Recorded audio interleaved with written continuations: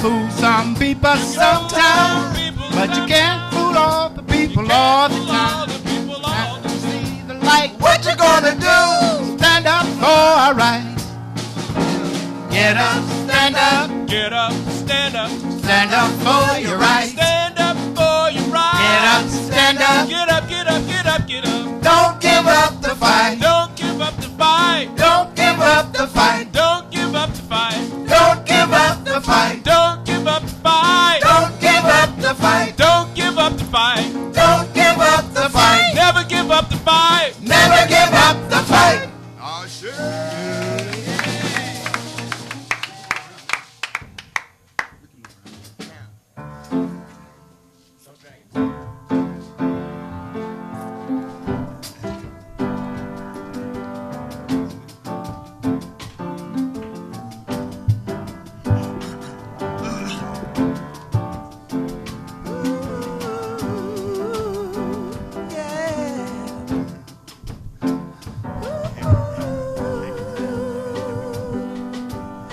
Heavenly Father,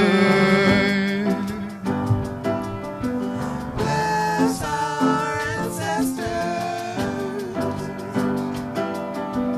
grant them blessed peace. In your presence. They have taken us across the middle passage, journey of misery. Heavenly Father, Bless our ancestors. Divine Mother, bless our children, keep them in the way, holy warriors. They are children who have crossed the middle passage, heirs to a mighty legacy. Divine Mother, bless our children. Dreams return and unfold. Let that story be told by the young and the old, the courageous and the bold. We, the manifestation of the dream, living in freer times, it would seem, between the African and American seam, know thyself sends a light beam. The tide of time flows again, away from loss towards gain, against fear, ignorance, and self-disdain. With steadfastness we will sustain emancipation. That glorious proclamation gives rise to a new social revolution, ever seeking freedom's revelation.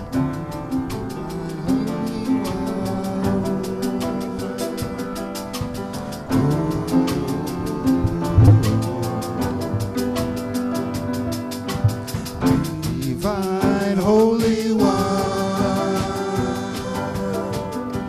bless our people. Grant us victory in our struggle. For we who have survived the middle passage, we are bonded together in love. Divine Holy One, bless our people.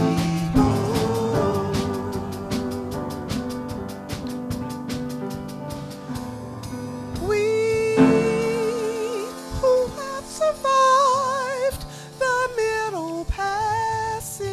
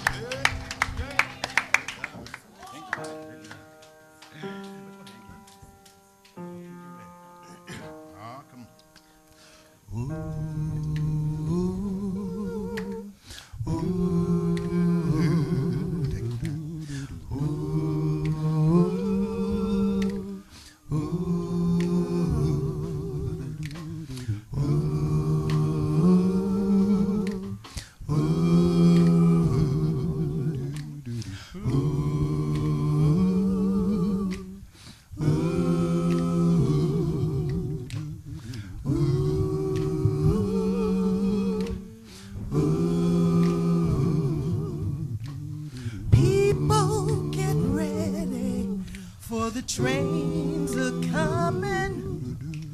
You don't need no baggage. You just get on board. All you'll need is faith to hear the diesel coming. You don't need no ticket. You just get on board. All aboard. Get on board. All aboard. Get on board. And now people get ready. There's a train a-coming. It's picking up passengers from coast to coast. You know that faith is the key. Open the doors and board them.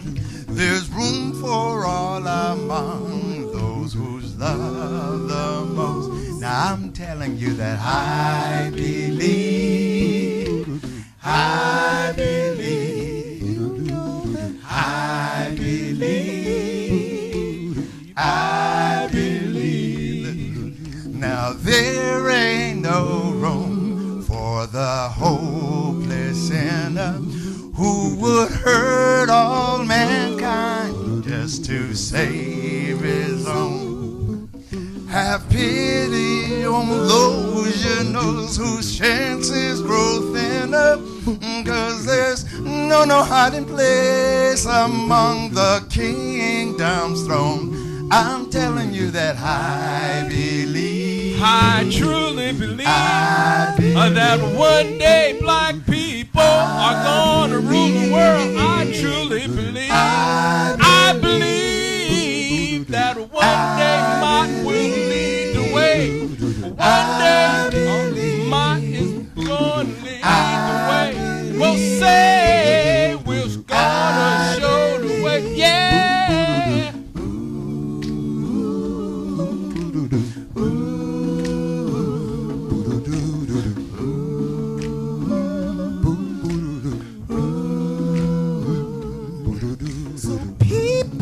Get ready, 'cause the trains are coming. You won't need no baggage. You'll just get on board. All you'll need is faith to hear the diesel coming. Won't need no baggage. You just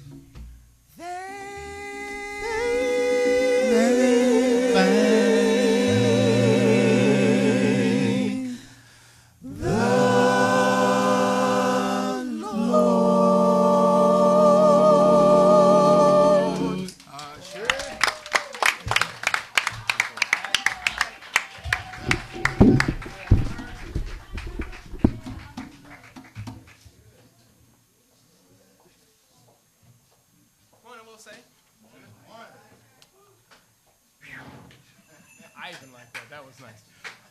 The last time I was there, I got to say something real quick. Step out of the last time I was here, I saw somebody I hadn't seen in the audience for a long time, and I ran out and I hugged her, and I came back, and I realized later that I ran past somebody that I also hadn't seen in a long time, and so I owe her a hug too. So, Sister Aziza.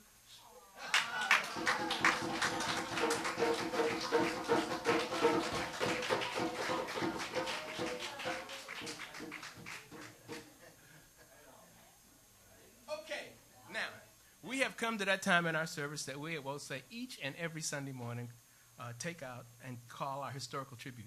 It's a time when we pay honor, pay homage, pay tribute to some not necessarily famous, but some significant person, place, or event in our history. And we do it because we know if we don't take the time to remember our history, it will be forgotten. And if we don't take the time to honor ourselves, we will not be honored. So today I have the honor and the privilege of presenting our historical tribute presenter. Like I said the last time I presented him, a long time member of Wose, a stalwart, a brother who you can depend on all the time. Call him, he'll be there. You know, whatever you need, he will come through. At least that's been my experience. He's standing behind me. Let's hear for Brother Ustadi.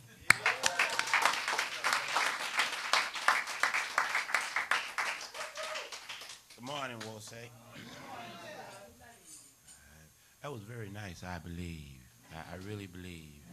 That was really nice. Good morning, Wose. This is a time in our service that we pay tribute to some person or event that have made a major Come on here, Ustad. Let's try that again. Good morning, Wose. This is the time in our service that we pay tribute to some person or an event that have made a major impact on African people. We try and keep at least 5 to 7 generations of our African history alive. This historical tribute is simply a drop of water in a vast ocean of history that we as an African people have made. Malcolm X said that out of all his studies and research, history is the most important. So, come on. You have not got up here. Come on. And here is tell us. You are not doing what you want. Come on. Say that again, brother. One more time. Come on. Yeah.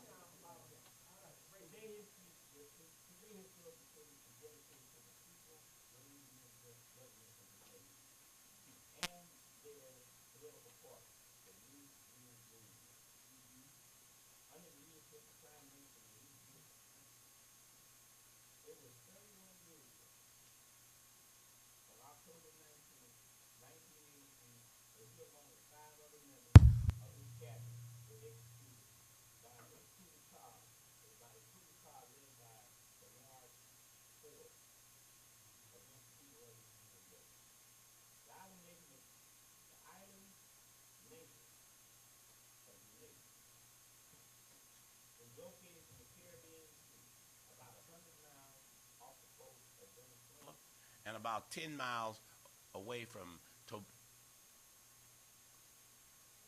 Trinidad and Tobago. There you go. It is 12 miles wide and 21 miles long and has a population of about 110,000 people. You can fit them all in L.A. Stadium. It was colonized by the British, or should I say controlled by the British. Their number one selection in 1950 was a person by the name of Eric Gary, who became the prime minister in 1954. And as all chosen overseers, he only looked out for the master and his capital gain at the expense of the mass illiterate Grenadians. Under Prime Minister Eric Gary, he used the thugs of his fierce and hated mongoose gang to brutalize and murder opponents of his anti-working class policies. At the same time in Haiti, Papa Doc had what you call the Tum Tum coup.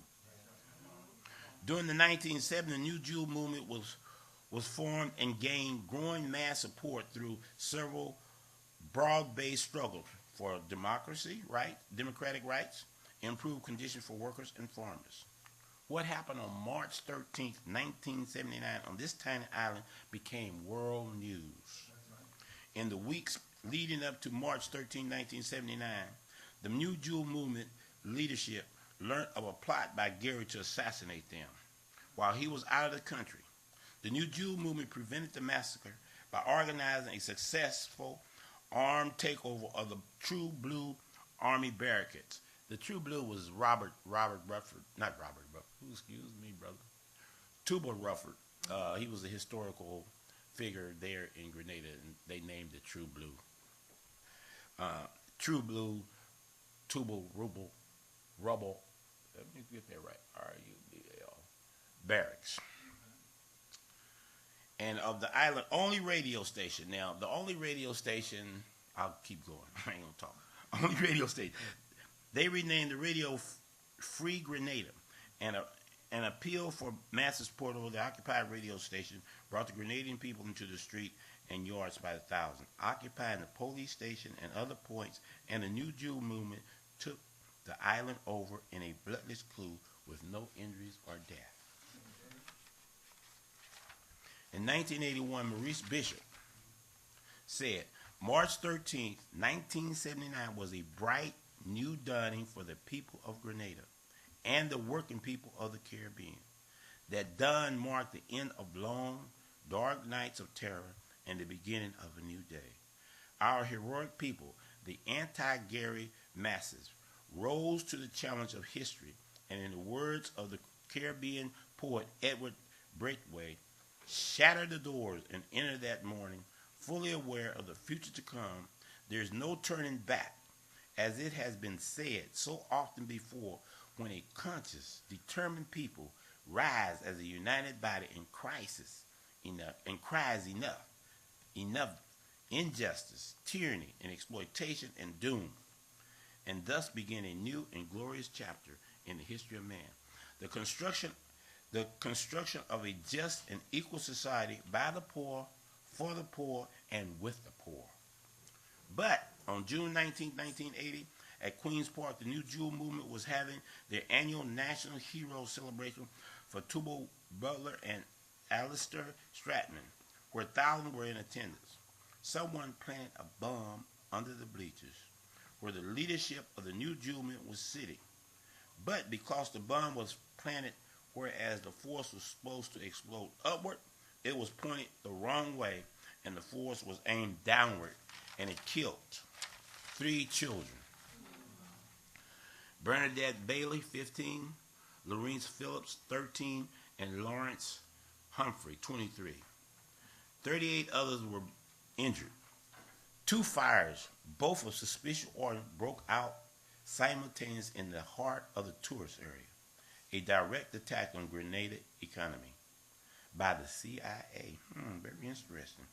Prime Minister Maurice Bishop explained in his speech to his country that the United States destabilize and take many forms. Number 1, there's propaganda destabilization, when the foreign media and sometimes our own Caribbean press print lies and distort against us. Secondly, there's economic destabilization, when our trades and our industries are sabotaged and disrupted. And third, there's violence destabilization, criminal acts of death and destruction, such as we witnessed on Sunday night with the fire and the death at Queen's Park. What was some of the accomplishments of the New Jew movement? Unemployment was 50% under Eric Gary. In less than 3 years, the New Jew movement dropped it to 14%. Education. They built more schools, employed more teachers, and cut the illiterate rate in half. Number 2, the creation of a national in-service teacher training program for the professionalization of all primary school teachers. Number 3, they established a national literacy and adult education program. Number 4, they established a young scientist club in every school. Number 5, they had free primary and secondary education. Number 6, they had assistance with school books and uniform. Under health, they developed the development of a primary health care program which give a lot of attention to keep people healthy. They had free milk programs, 1,100 tons of milk for the elder and youth. They had free medical and dental care. They had maternal leave laws, increase in medical personnel, and expansion of services in rural areas. Under housing, they established a National Housing Program Council. They had $4 million had been provided for the poorest section of the population for housing repair. Often opened a new rock quarry. Women. The National Women Organization was formed. It had its own building in each parish. Marie stated that there can be no talk of real democracy if half of a nation's population is either disqualified from participation or can only participate in a very limited sense, and there can be no talk of women participation if the condition for the participation does not exist. Our sisters cannot participate fully unless society encourages their participation. The National Youth Organization was formed and held its first Congress in December 12, 1981, with over 400 local in attendance. Their theme, Youth in the Struggle for Democracy, Social and Economic Progress, and Anti-Imperialist Unity. What caused the disruption of this tiny island nation revolutionary overthrow? Was it the international airport that was being built with the help of Cuba, Algeria, Libya, Syria, Iraq, EEC, European Economic Council country, and Venezuela, to bring in supplies from the outside world and get more tourist equipment and imports in and export out? Now, one of the most important things about that, they had an airport in Greensville, which was on a slant. It was only 750 feet long, and you could only bring in a prop, and the prop only carried 24 people. So they was doing something else. Or was it hard leftist lines by an overjealous Deputy Prime Minister Bernard Court with the help of the CIA? Facts. On October 19, 1983, the Grenadian people assembled in their largest number ever, over 25,000 strong, and freed Prime Minister Maurice Bishop from house arrest. The court clique, who had placed Prime Minister Bishop under house arrest, moved to silence the people and ordered the army to open fire on the masses. As if turning the guns of the revolution was not enough, turning the guns on the revolution was not enough, they then executed Prime Minister Maurice Bishop in cold blood, Foreign Minister Eunice Whitehead, Education Minister Jackie Krepp, who was 3 months pregnant with Maurice babies, Housing Minister Norris Bain, Trade Union Leader Vincent Noel, General Worker Union Fitzroy Bain. The airport the airport was named Maurice Bishop. The problem that we have as the African people is sticking together under all odds. I was there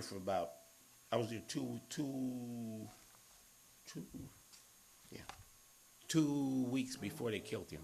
After he killed him, I had left, and it's you need to go to Grenada to see Grenada. Grenada is more beautiful than San Francisco. It's on the same thing. You can appeals and things of that nature. The Cubans. Anybody here who have hatred for Cuba or don't like Cuba, go to Cuba. Cuba was the one that had the doctors there. Any place you look, Cuba is the people. If you notice that on the airport, almost all except one, that country of, United States have not invaded Algeria. They invaded Iraq, Libya, Venezuela. They tried to coup in. Syria they in. So just look at history. This is like 31 years ago, y'all. But this historical tribute is dedicated to all of the martyrs that had passed in time of the New Jewel movement.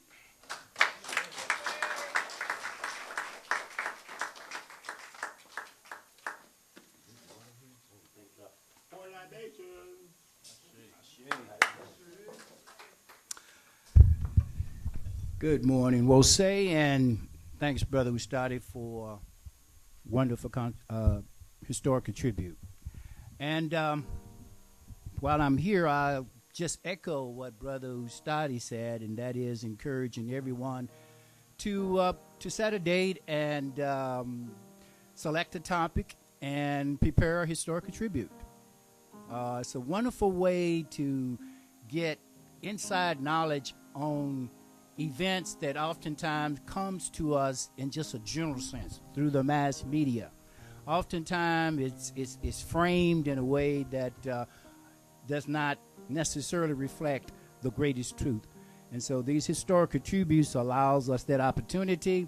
It allows us to synthesize information that we don't necessarily have to spend a lot of useless time, but if someone comes up with a striking historical tribute that strikes your fantasy, then you have that up. That's your key to go ahead and prepare it.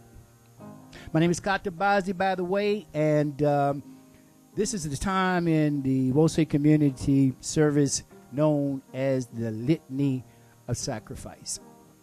And we have Mama Fanya and Princess Jalea, and looks like Princess Adia is going to take the day off and catch up on some homework. At any rate, thank you, Sister Adia, for the wonderful thank you card. And as they continue and you prepare your contributions, this morning's inspirational reading is taken from the Hosea on page 50 from the book Aketi, passages 1 and passages 2. And those passages read as follows: Be skilled in speech that you will succeed. The tongue of a man is his sword, and effective speech is stronger than all fighting. None can overcome the skillful. A wise person is a school for the nobles, and those who are aware of his knowledge do not attack him. No evil takes place when he is near. Truth comes to him in its essential form, snapped in the sands of the ancestors. Follow in the footsteps of your ancestors, for the mind is trained through knowledge. Behold, their words endure in books. Open and read them and follow their wise counsel. For one who is taught becomes skilled. Do not be evil, for kindness is good. Multiply the people whom the city shelters. Then God will be praised for your donation, and the people will give thanks for your goodness and pray for your health. It's one of my favorite passages. That comes from the book of Aketi. And like so many other passages in the Hosea, there are wonderful insights into the authors that lived in such an advanced time, but yet were endowed with such knowledge and such understanding. So we give thanks for that. All members of the Wose member have or should have a copy of the Hosea, and on a regular basis we should read it.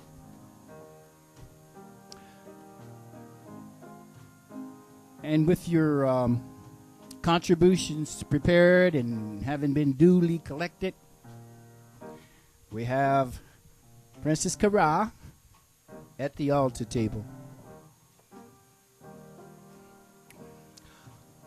On page 15 of the black binder is a copy of the Wose Litany of Sacrifice.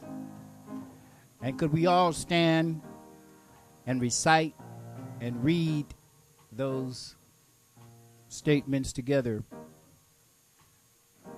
Let us read together.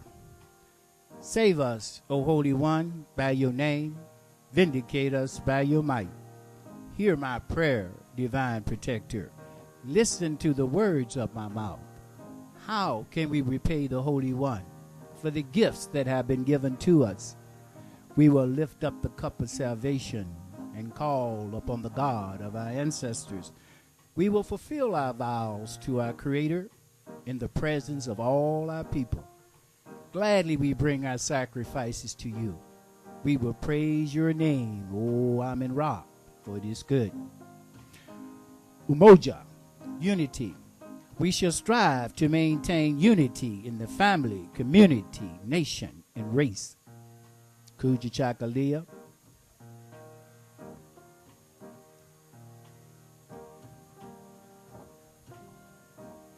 Okay, I want to hear those voices a little stronger. Ujima, collective work and responsibility.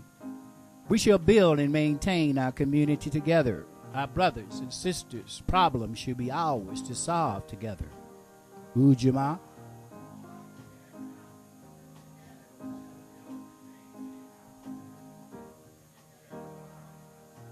Nia, purpose. We shall make our collective vocation the building and development of our community and the restoration of our people to our traditional greatness. Kaumba.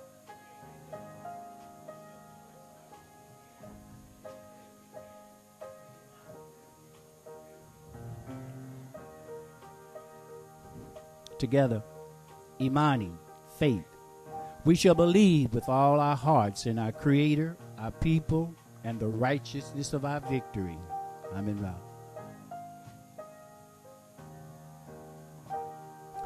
The candles of the Nguzo Saba are being lit and are burning brightly. Kneeling pads have been laid at the front of the altar for those who may wish to come forward for prayer. I will take a few moments to bless these sacrifices. Others, you may assume a comfortable position at your chair while Minister Greg and Brother Tayamba continue to play. These thoughts and words come to mind. O Holy One, you, the All, the Divine One, the one source, the one who came into being and thus brought into being, and endowed in all that we see a part of thy divine essence. O Holy One, thank you for each and every one that took time to come out this morning to share in this worship service, to share their energy, to share their time, their love, their caring, to share their contributions to help fuel this work. O Holy One, we ask and that you bless each and every one here and grant each one their most fervent need. Bless those who may be yet on their way, provide guidance and protection.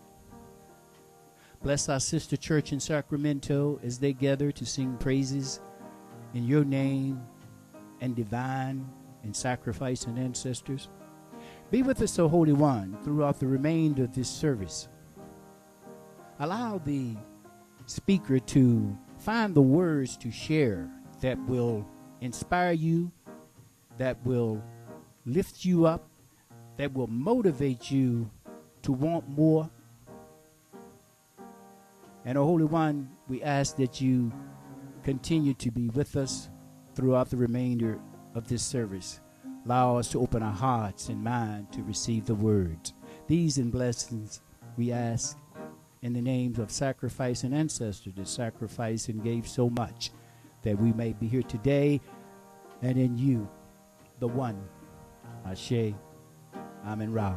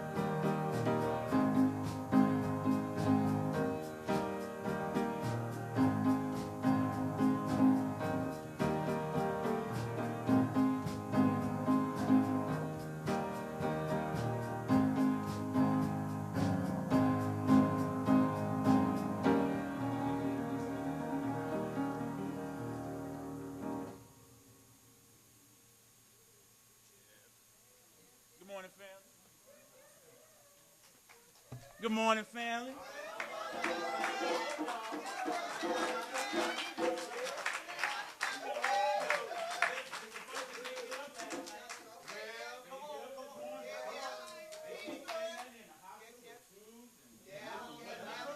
God gave you another day. Give us another opportunity to be together, another opportunity to worship together, another opportunity to play music and laugh and sing together. Ashe. So we can't take it for granted. You know, you're here because God allowed you to be here. When I see Brother Shishim, he was here early. I don't know where he headed off to. But, you know, a few years ago, he was definitely ill.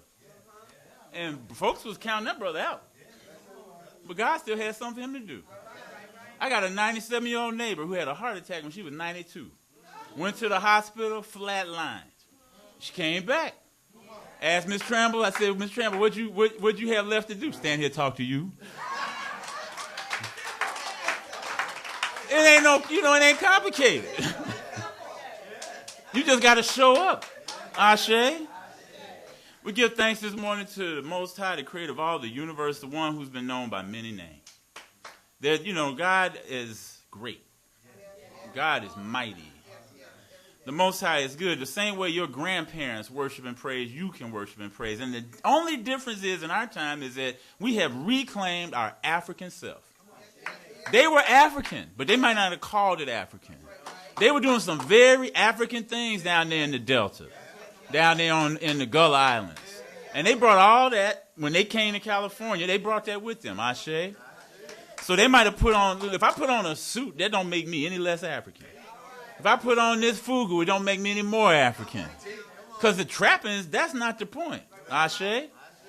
What's the point is what's in your heart. The point is how you worship, how you praise, how you remind yourself of what's greater than you. How you teach your children to have respect for things greater than themselves. Fear no person, but fear God. And by fear, we mean have a healthy respect. Because if you have a healthy respect for God, you're going to do the right thing most of the time. Ashe. We give thanks and praise to our ancestors, the ones who we pour libation for, the ones who we remember as much as possible every time we get together. And if you know and study the stories of the ancestors, you know how blessed black people are. Because what we had to come through to get here, what we had to come through to still be in our right mind, what we had to come through to be able to wear our clothes and our hair the way we want to tell white folks, like, look, you wrong. Because our grandparents' generation couldn't tell white folks they was wrong. So we got to be clear on that we didn't get here on our own steam. That we got here because we are blessed. That God has been good to us. That we have been saved. In our bodies, in our minds, in our hearts, we should be thankful. That when we come together, every time we come together to be renewed. I'm not coming to Wose out of habit. I'm not coming here just because I'm supposed to come. I'm coming because I like y'all. I hope y'all like me. Every morning we come, it's funny, we come. First let me ask the elders for permission to continue because I'm not going to fuss, but I'm just going to say something. All right, they say it's all right. And I love Wose because everybody take ownership of stuff. Now, we had 3 different people set up chairs this morning. When I got in the room, I set up chairs one way. Then somebody else came, set up chairs again. Then somebody else came, set up chairs again. So here's the concept. We want a circle, not an egg. All right? We want to be more like we can all see each other. You know why? Because when we can see each other and we can look each other in the face and hold hands, we are stronger. We are better. We are more connected to each other. Ashe? See, the reason I don't know, European culture is just different. They do rows of chairs and they got somebody up in the pulpit. You know, our campground meeting, our bantaba, our worship spot, our candomblé, our house was always in circle. When I went to Brazil last year, they didn't have all this. Then this is what we do because we do what we do, right? But their altar was in the middle of the room. And they dance around the altar. They sang around the altar. They bring the food around the altar. Because in our tradition, we all are children of God. The Babalawo, the minister, the preacher. Only difference is that person's job is to remind us of what we're supposed to know. Ashe? But everybody's supposed to be a minister. Everybody's supposed to be doing something to minister to the hungry, to the naked, to those who don't have a way, to the folks with mental health issues, to the folks that's doing drugs, to the folks that don't know how to raise the children. We all got to be ministers. I'm going to speak just for a little bit today. I'm full because I've been away, and I came back, and I said it once before, without a mishap. I've been in Birmingham, New Orleans, Pine Bluff, and Baltimore since I seen y'all. And that's in the last 3 weeks. Ashe, got on airplanes, buses, trains, walking in cold weather, warm weather, and I'm here. I'm glad to be here. Because something could have had happened. Something could have had happened. And then y'all be telling me, man, y'all heard what happened to Bobby Gray. Well, what had happened was, y'all be telling some stories, but that ain't nothing happened. So I have to challenge myself and challenge us that when we get together, we like it. We like being together because we renew our spirit. That's why you come to church. That's why you go to the mosque. That's why you come to the sanctuary. That's why you come to the temple, to renew your spirit so you can get up tomorrow and do God's work. Ashe, to do God, not your work, God's work. Because if you're doing God's work, that is your work. Ashe. I'm going to speak on the renewal that I got from the South. Because a lot of times we done forgot where we from. Now, we from Africa, but we had some stopovers.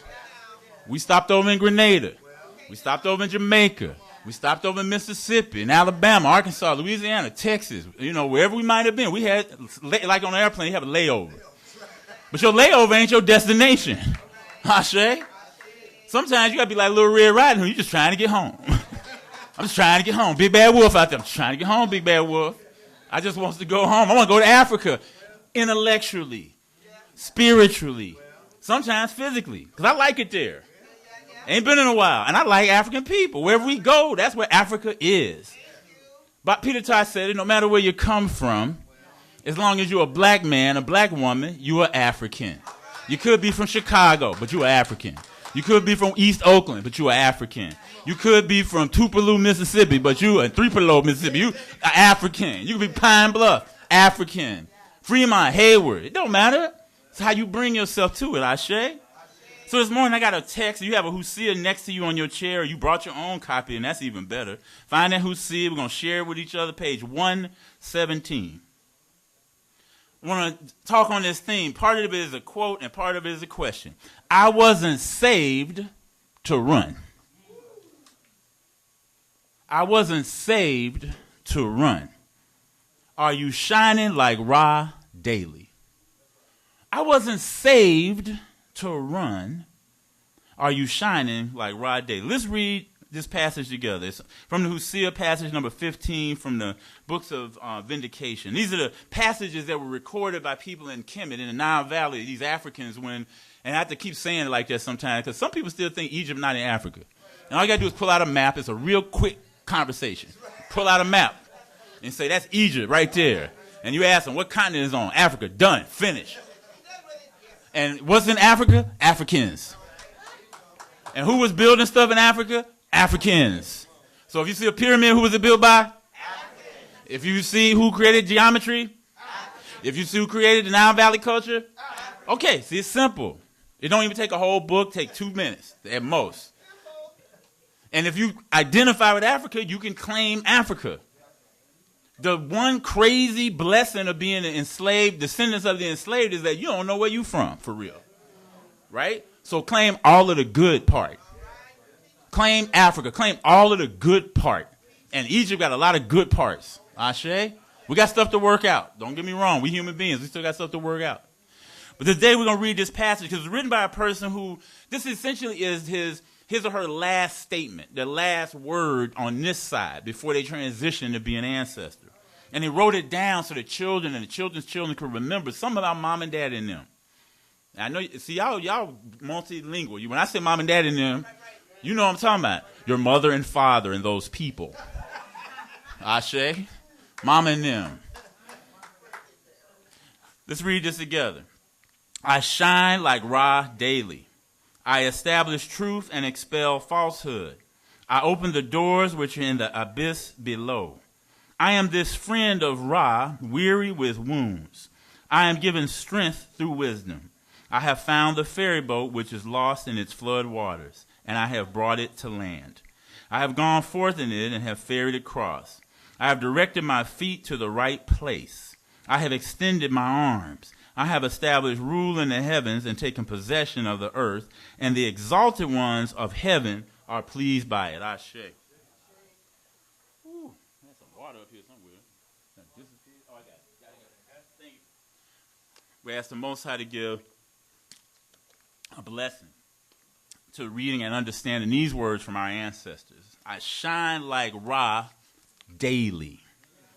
The sun shines no matter if you call on it or not. Every day the sun comes up new. Every day the sun rises to its highest point. Even on a cloudy day when you can't see it, it rises up to its fullness. Our ancestors used that image, that metaphor of the sun, just like human beings. We have to rise daily. Whatever you did yesterday is yesterday's business, Ashe. And it's good to finish it out. It's good not to have baggage and carry stuff forward. I was in Gambia once in the market and bought some beautiful fabric on a Monday. And we did this hard bargaining, negotiating a good price, bought it, came back the next day because I wanted a little bit more. And I said, so same price, right? She's like, brother, that's yesterday's business. Today is Tuesday. Rice costs a different amount today. My kids' school uniform, a different price today. So let's start over, brother. That's how God is with you. Yesterday's business was yesterday's business. Whatever you did or didn't do, stop beating yourself up about that. You can't do nothing about it except do better today. Ashe? Shine like Ra daily so that you can run your errand, run to truth and justice, run to righteousness. I want to add to the text, add to the Hosea passage, how we shine like Ra, how we establish truth and expel falsehood. That's a real basic African vocation. Establish truth, and you know what truth is. You know it when you see it. You know it when you say it. You know it when you hear it. Most of us don't have to wonder if a thing is true or not. And then if you expel falsehood, if you establish a foundation of truth and then cut away falsehood, cut away deceit, cut away jealousy, cut away envy, God's going to be pleased with you. Ashe. It says, I open the doors which are in the abyss, in that dark place, in that dungeon. We can use that metaphor that you open the doors which are in the deepest, darkest part of you to open it up to shine. Ashe. And it says, I am this friend of Ra. Like they had a personal relationship with God. Just like your grandma and them talk about a personal relationship with Jesus. See, they don't get confused. Like, they were still African. And they was just working with the trappings that they had to work with. If you was in Brazil, you had to accept some of that Catholicism, but you were still talking about the Orisha. If you was in Jamaica, you might have been dealing with the Anglican church, but you were still talking about them duppies, right? You still had your African sensitivity with all this other stuff. Ashe, don't get confused. We ain't got time to be confused no more, y'all. Serious. The time for debating is over because our children are, as one of the brother ministers said to me down in Birmingham, he said, our children are unchurched. He turned it into a verb. He said, our children are unchurched. And by that, I mean they're unspiritually developed, unspiritually trained. And then what we doing as adults complaining about it. If your children don't know better, it's because you didn't do better. Ashe, I'm speaking to us, me, people on the internet, the outer net, wherever y'all at. Black folks, we need to take control of the spiritual development of our children. Ashe? There wouldn't be so much stuff going on out here in our community. And then we got to still deal with white supremacy. It ain't all on us. But if we have our spiritual act together, everything's going to be a little bit better. But what they said was like, I am this friend of Ra. I'm this friend of God. I'm this friend of the Most High. And what do you do with your friends? You do stuff on behalf of your friends. You don't let your friends do all the work giving a party. You don't let your friends do all the work over dinner. You help. You say, what can I bring to the dinner? Ask God, what can you bring? Are you shining like Ra daily? Are you serving? It says, I'm this friend of Ra, but get this. It says, I'm weary with wounds. I'm weary. Sometimes you get tired. If you live long enough, you're going to get tired. You're going to get tired. And when little kids say they tired, I'll be like, you ain't tired. You may just need to take a little recess, a little time out, a little break, because you ain't tired. You ain't tired. You ain't been long enough to be tired. Sorry. I mean, I know some people are like, well, that's adultism. No, that's just Bobby Gregg being Bobby Gregg. I'm just saying. When you're a little kid, you ain't got time to be, how you gonna be tired? Come on now. When you get older though, you might get weary with wounds. You might get tired of people talking crazy to you. You may get tired of disappointment. You may get tired of, think about, but see, our ancestors came through the plantation system. Now you're talking about some tired. Now maybe if you're a little kid in that system, you're supposed to be tired. That's a reason to be tired. If you got put up, but in this current condition that we find ourselves in, I don't know about tired. But it says I'm weary with wounds. But guess the prescription to the diagnosis of being weary is, and this is an and, not a but. Got to understand, the ancestors were real careful with their use of words. They were precise. Partly because when they were, carving it in stone, you can't be having no like, wow, okay, you can't erase stuff out that easy, right? You got a whole new thing, right? So you thought about it before you wrote it, the same way you probably thought about it before you said it. And it says, I'm weary with wounds, and I'm given strength through what? Wisdom. Didn't say knowledge, didn't say facts, didn't say statistics, didn't say data, didn't say CNN, didn't say Fox, didn't say internet, didn't say YouTube. It says I'm given energy. I'm given strength through wisdom. I wasn't saved to run. There is a force in the world, a force spiritual and able to shape the physical universe. But that force is not something cut off, not something separate from ourselves. It is an energy in us, strongest in our working, breathing, thinking together as one people. Weakest when we are scattered, confused, broken into individual, unconnected fragments. There's a force in the world that helps you shine like Rod Daly.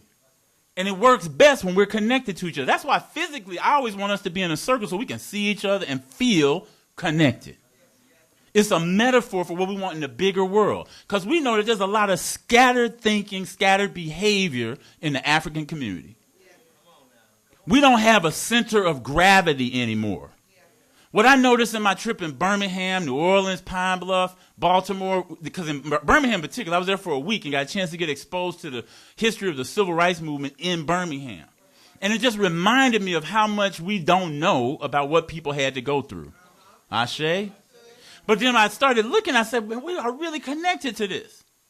And there's a way to be connected. And this passage about the force in the world comes from 2,000 Seasons. Those of you who were in that class recognize that's one of the strongest prophetic passages in that book. But Yiku Arma also says there is a way, this sacred, what he calls the way, what we call the sacred African way. It's not a random path. It begins from coherent understanding. Just like I'm weary with wounds, but I'm given strength through what? Wisdom. It says it is a way that aims at preserving knowledge of who we are. Last week, I spent about an hour and a half with some students at Berkeley High School. It was an African-American psychology class in the Black Studies department, and they asked me to come and talk about the importance of African-centered education using Ile Omide as an example. And the fundamental message to these students was, if you don't have a place where you can form your identity as an authentic black person, as an authentic American, African-American, whatever you call yourself, then you're going to have trouble in life. You have trouble relating to other people. You have trouble relating. And I had to walk easy ground with this because these are juniors and seniors in high school through no fault of their own. They weren't Ile Omide students. And I don't want to make them feel bad. But I said, but this is a point in your life that you get to move your identity forward. And as part of that identity, I encouraged them to understand my eye. And many of them didn't know what that meant. And I put on the board and we talked it through. But this way is not random. It begins from coherent understanding. Is a way of preserving the knowledge of who we are. When I travel, I'm always interested in the knowledge of how we are in a particular place.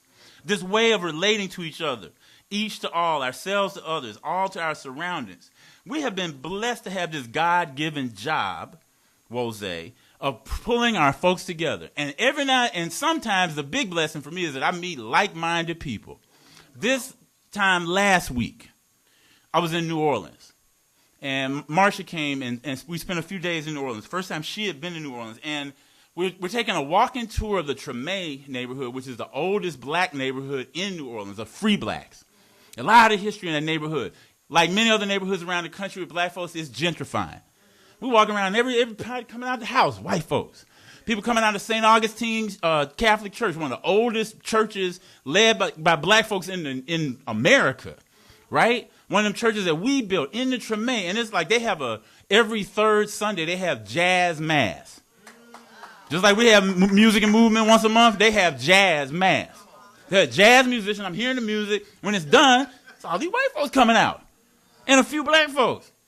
But come on, West Oakland, South Los Angeles, Southeast D.C., near south side of Chicago, parts of Birmingham. Every city in the country is gentrifying in some kind of way. White folks got tired of living out and away and spending gas to get back, and now they're coming back, and what's happening to us? We getting pushed to Antioch, Stockton, Merced. It's just reversing what we saw in the 50s and 60s, right? But the powerful part of what happened, I'm on the sidewalk, and Shaka Zulu, some of who y'all met Shaka because he came and did workshops at Ilioma Day a while back. He does Stilton. Imani took class with him. I hear somebody call my name, Brother Greg. I look around. We on the sidewalk. It's spiritually random, okay? Shaka says, Brother Greg, what's up? And we were in the middle of a little walking tour that was, a guided tour. And he said, well, 2 o'clock, we're going to have this drum circle over in Congo Square. Now, we're right across the street from Congo Square. Louis Armstrong Park, Mahalia Jackson Performing Arts Center, Congo Square. And all y'all who's signifying on that know Congo Square is where the black folks got together on Sunday. Could beat them African selves, could play their music, could sell the food that they like to eat. Ashe? Other folks could come, but this was your time to be you. And I'm sitting there playing drums. They said, we're going to pour a libation. Come on now. You don't understand what I'm saying. I was in New Orleans on a Sunday. About the same time, y'all was in Oakland on a Sunday. Drumming, because it was 2 o'clock there. What time was it here? 11 o'clock. You see what I'm saying? Stuff don't just happen. Stuff happens. So we playing drums. They pouring libation. And a brother who had been a teacher, musician in that community, his son was there, his wife was there because he passed away back in January. And this was a special day for him to say, we're going to talk about this brother's work. And the mic is getting passed around. I said, I got to say something. Because, that's the tradition. And it wasn't like when we sat down, everybody wasn't looking around like, okay, what we going to play? It's like, okay, we're going to play Johnny. Boom, boom. We're going to play Jolly Don. Boom, boom, boom. See, what you got to understand is if you study the music a little bit, you can travel with it. You can go wherever because it's our tradition. And people might play a little bit different here, a little bit different there. Marsha got up and danced. I was like, yeah. Sisters was dancing. It was beautiful. This is how we do. Are you shining like Ra daily? Because you can take your spiritual self anywhere you want to go. You can take that anywhere. So this morning, the last thing I want to leave you with, the power of our folks, the power of our people. I'm moved by our history, how our people engage their spirits and the spirits of others. And I have a newfound respect for the ancestor named Fred Shuttlesworth.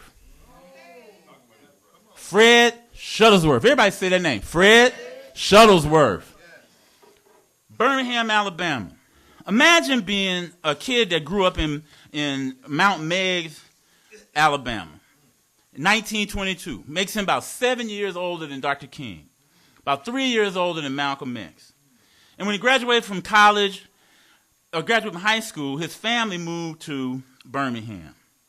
And before he graduated from Selma University, became a minister at First Baptist Church in Selma. He graduated from Alabama State, becomes a pastor at Bethel Baptist in Collegeville, and it's a neighborhood in Birmingham. In 1955, he got involved in the movement. It's interesting how what happens to people, right? Because we know, those who know something about Shuttlesworth, we know about voting rights, you know about the things that happened to him. But the way he got involved was that he was a pastor of a church right there in the black community, and we visited the church and the historic church as well as the new church. Still an active church in Birmingham. Birmingham history didn't stop in 1965, right? There's still black people, still people to feed, people to educate. They still got their struggles.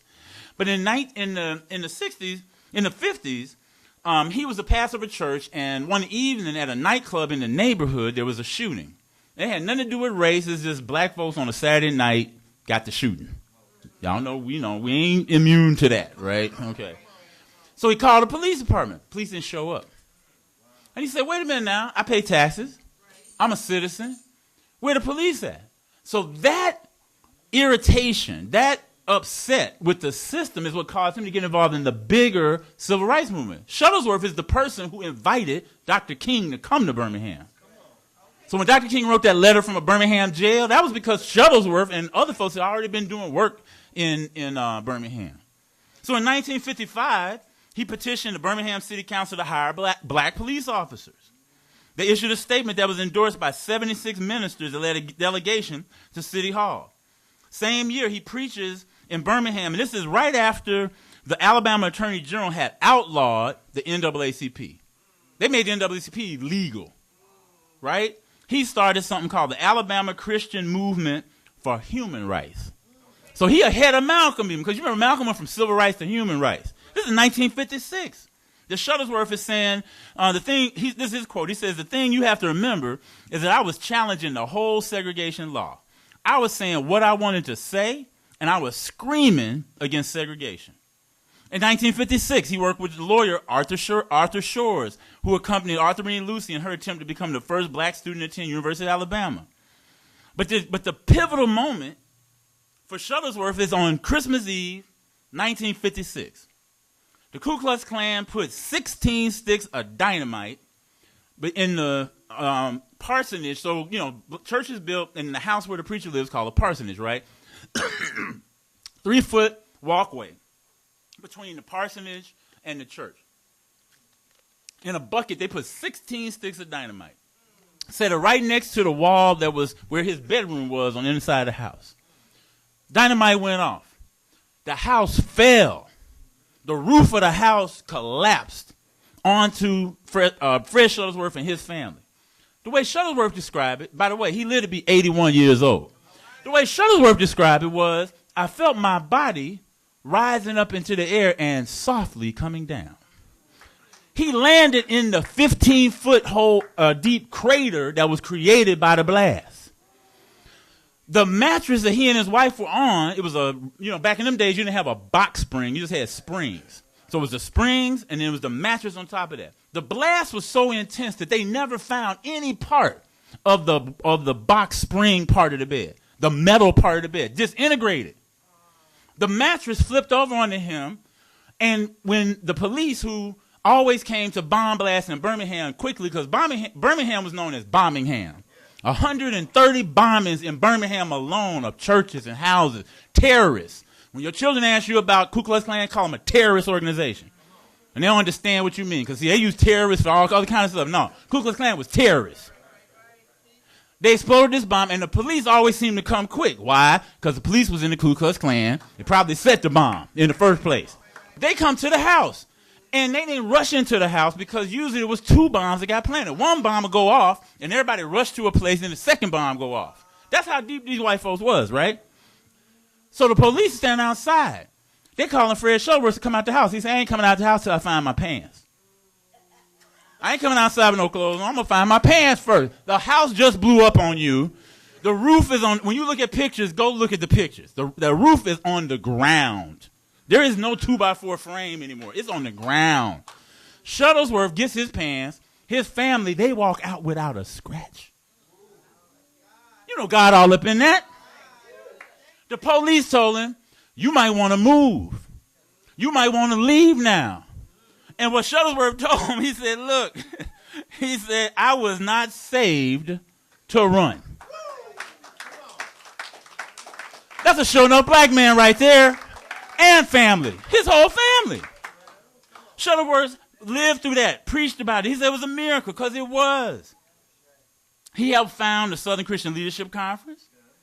He was in 1957, in his attempts to enroll his 2 daughters at the all-white Phillips High School in downtown Birmingham, he was beaten by a mob with brass knuckles, bicycle chains, baseball bats, put in the hospital. The doctor said, "You supposed to be busted up." He said, "Look, I live in a hard town, so God gave me a hard head." This is, okay, I'm just saying. Like, when you see an ancestor like that, and in 1961, and I'm going to stop in terms of all the things, because you can go back and look at him, but I wanted to use him as the ancestor for the day, to think about, like, what does it mean not to run? But Shuttlesworth was called by, some of y'all might are old enough to remember the journalist on CBS named Howard K. Smith. And Howard K. Smith called Shuttlesworth the man most feared by Southern racists. Now, he ain't never said that about Dr. King. They ain't never said nobody was scared of Dr. King. They ain't never said that about Medgar. But this man right here, who was getting beat up and come back. There's a film of him. Bull Connors poking him in the chest with a billy club, and he's steady talking. He's like, he one of them brothers. Y'all all know a brother like that. We know some brothers like that. Some of us are brothers like that. We don't give up. He stayed through all of this, stuck with King. In 1963, he was one of the people in that Kelly Ingram Park that was knocked down by a fire hose and hospitalized. He just didn't give up. It wasn't in him to give up. Why? Because he was driven by God. Why? Because he was shining like Rod Daly. Why? Because he said, if I was saved, why should I run? You've been saved. You smart enough to know you African. Don't run. Educate your children. Don't run. Let people on the bus know what you're about. Don't run. Make sure that when folks talk about, well, I don't really vote because, it's the system, and you better go vote. Make up somebody to vote for. Ashe? People had dogs put on them so you could vote. People got killed, murdered so you can vote. People got lynched so you can vote. Teach your children that. That didn't just happen out in the East. That happened in California, too. Let's be real. You gotta be moved by your history. You can't let the history be, oh, that's a nice story to tell. Every time I hear about Grenada, I get upset. I was in law school when that happened. I was one Ronald Reagan. I was thinking, man, we got to put an end to him. That was Reagan era stuff. Ashe? That stuff ain't just go by. We feel something about that. If you care about black folks, if you care about human beings, you feel something from that. Ashe? Fred Shuttlesworth, his story is how our ancestors shine. How he got involved in civil rights. He was shining, y'all. When his house got bombed and the cop told him to get out of the movement, he said, I wasn't safe to run. He was shining. We saw Shuttlesworth, and you got to understand, as a spiritual institution, stuff was happening. As I start to wind this down, 16th Avenue Baptist Church, we all know what happened. Those 4 girls were killed at Sunday school. But you know what? We went to a tour at 16th Avenue Baptist Church, and what they told us was that after that bombing happened, they still had church the next Sunday. They didn't take no week off. Didn't take no break. That church been bombed more than once. They said a lot of times, and it was so interesting how they had this big stained glass window of Jesus. And I think it was a white version of Jesus. And the only thing that got blown out of that window was the face of Jesus from the bomb. It's a deep thing. God trying to tell you something. And then some artists from Scotland recreated an image that looks like a black man on the cross and donated it to the church. They said that church got bombed more than once, but they didn't never miss a beat. One time it happened on a Saturday night. They came, cleaned up the church, and went ahead about their business. See, ancestors weren't playing, y'all. We act like, well, they was Negroes. No, they was Africans. All right, come on now. Ashe. I'm going to put it to you as I close. How do you shine? Are you doing what God sent you to do? Or are you just putting in time? Are you just going through the motions? Our larger community is disorganized, confused, and lost as a community. What can we do to make a difference? We got to shine. Shine in your personal life. Shine in your work life. Shine in your activism. Wherever you go, let somebody know the good news about what it means to be African. What it means to have an identity that's connected with my aunt. Ask the ancestors, because the ancestors are going to ask you how you're using your time. You should be able to say, I didn't get saved to run. I want to shine like Rod Daly. How are you using your talent? You ought to be able to say, I want to shine like Rod Daly. I didn't get saved. I didn't make a little bit more money than my mom and them generation just to like hoard it. I got to use those resources. I got to use that time, treasure, talent, and testimony for my people. How are you using your treasure? How are you using your talent? Whatever your talent is, are you bringing it to bear on the conditions facing your people? Because if you're not, it's like that biblical thing. You hiding your talent under the bushel, or however they say that, all that. The point is, you wasting what God gave you. And if you don't use it, you're going to lose it. Ashe? How are you using your testimony? How are you sharing what has happened to you in this life to advance your children, to advance their friends, to advance your children's parents, to advance, when you go to your family reunion, do you get all shy about being African? When you go to your family reunion, do you pour the libation? When you go to your family reunion, you teach your family about how you're connected to Africa and African spirituality. Because sometimes we get all scared. We get to our family stuff and be like, oh, well, they don't really appreciate me. They don't really like me. They think I'm crazy. Yeah, let them think you're crazy. They thought Fred Shuttlesworth was crazy, too. They thought Dr. King was crazy. They thought Harriet was crazy. They thought Nat Turner was crazy. They thought Imhotep was crazy. They thought Nzinga was crazy. They thought that, Hatshepsut was crazy. They thought that, the queen and the Khan community was crazy. They think all kind of people is crazy. Let them think you crazy as long as you right. Let them think you crazy as long as you're doing true justice and rights, as long as you're expelling falsehood, as long as you're establishing order, as you're using wisdom. Let them think you crazy. It don't matter what they call you. It matter what you answer to. People gonna call you all kind of stuff. People gonna call you all kind of stuff in this life. But all you gotta do is look and say, look, I shine like Ra. How about you? I establish truth. How about you? I expel falsehood. How about you? I open the doors in the abyss. How about you? I'm a friend with Ra, weary with wounds. How about you? I'm giving this strength through wisdom.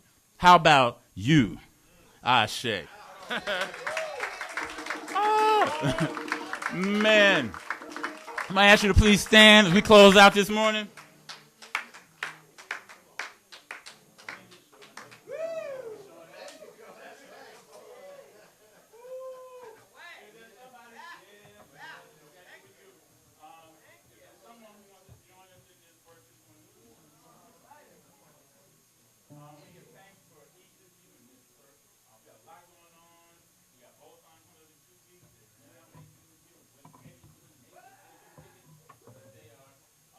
We